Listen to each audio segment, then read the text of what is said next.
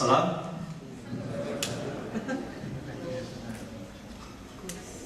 I greet you, my mothers and my fathers, my sisters and brothers. There was a family, the parents of whom were leaving to go away for some time. And in their preparation, leaving their 4 children behind, they made preparation for there to be enough food, there to be enough money. They wrote the telephone numbers down of the emergency, the doctor, the dentist, the uncle, the auntie. They put frozen meals in the freezer and then had a list of instructions. And then came the night before they were leaving, and they had a special meal the night before. The mother and father decided to make the family favorite. And as they were serving the meal, the parents said to their 4 children, "Now, we ask you just one thing. While we are away, please relate to each other as if we were here. Behave among yourselves in the way that you behave when we are present around this table." In other words, remember. They left. And for a while, the 4 children remembered how to behave with one another as their parents so desired. But then as time went on, the eldest child began to use more of the resources for himself and his friends than others. And so they stopped having meals together. He would take more of the money, use it sometimes for entertainment, which wasn't budgeted for. The second eldest child, she was a wily kid. She survived sometimes in cahoots with the eldest and sometimes on her own. But the 2 youngest children really suffered. They discovered soon that there wasn't actually enough food for them. No one was helping them with the meals. They had to fend for themselves, and they were too young. And the youngest one, the little girl, she became sick. She became sick. And on top of that, this growing sense of malnourishment. And at some point, we're not quite sure when, she died.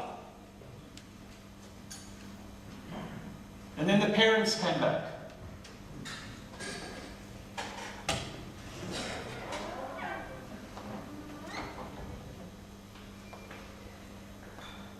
Well, what do you think the parents said? Where's your little sister? Where's your little sister? No, we don't know where she is. No, but you must know where she is. She's your little sister. No, we don't know where she is. And so they, in a panic, they go and search the hospitals. They do not find her. And finally, they search the morgues and they find her. And they bury her. And then they call the eldest child. And they sit down with the eldest child. And they've got one question for the eldest child. What made you think we loved you more than we loved your little sister?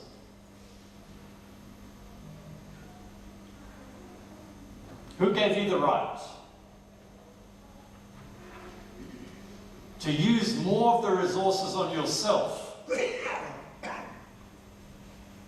than in providing for your younger sister?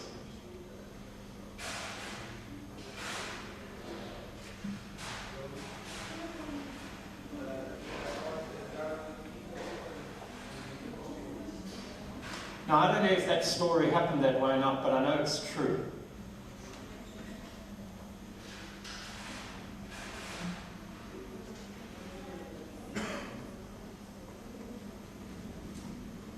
God has left us with more than enough resources for the entire human family.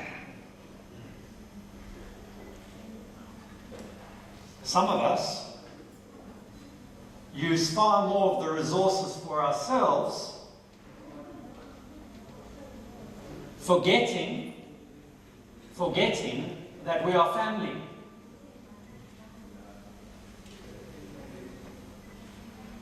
And so our little sisters and brothers die of starvation without us even knowing when, where, and how.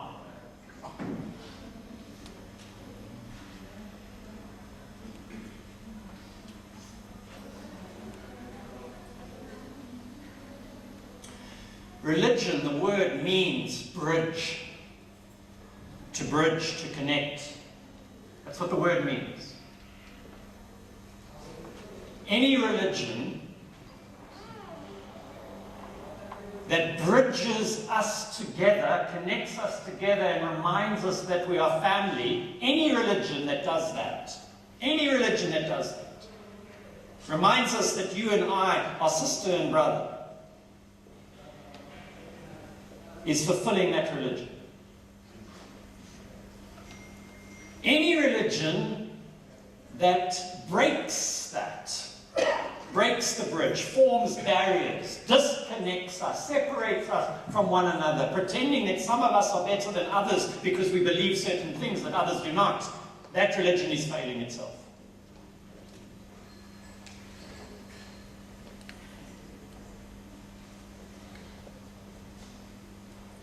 To the extent that any of our religions remind us that we are family,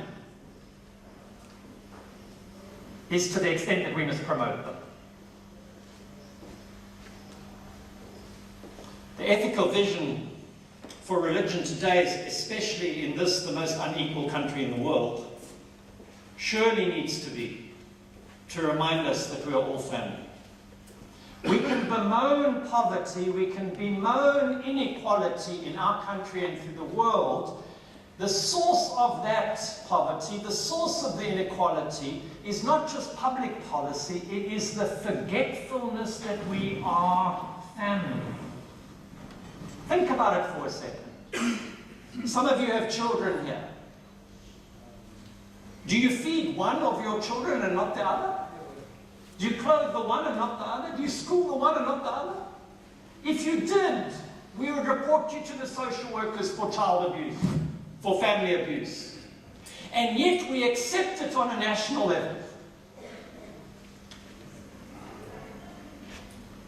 Now here's the sad thing.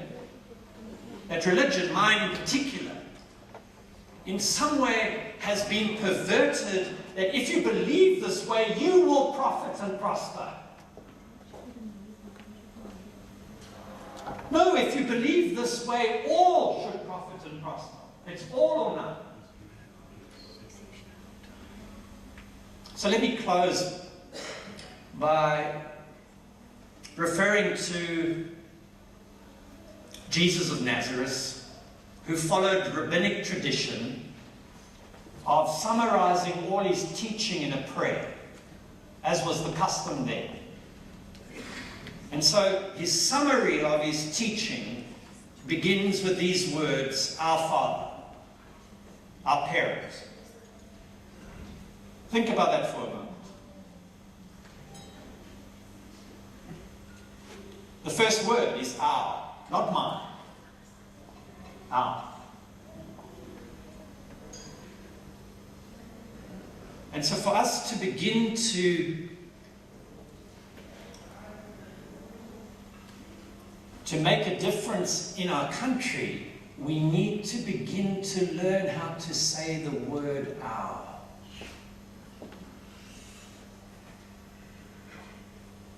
Our. That word honors the truth that we are family. And then we know how to be family. We family all the time. But what we need is an expanded understanding of family. That family does not stop with our surname. Family does not stop in our home. Family does not stop with our skin or with our religion. Family is all-inclusive. All-inclusive.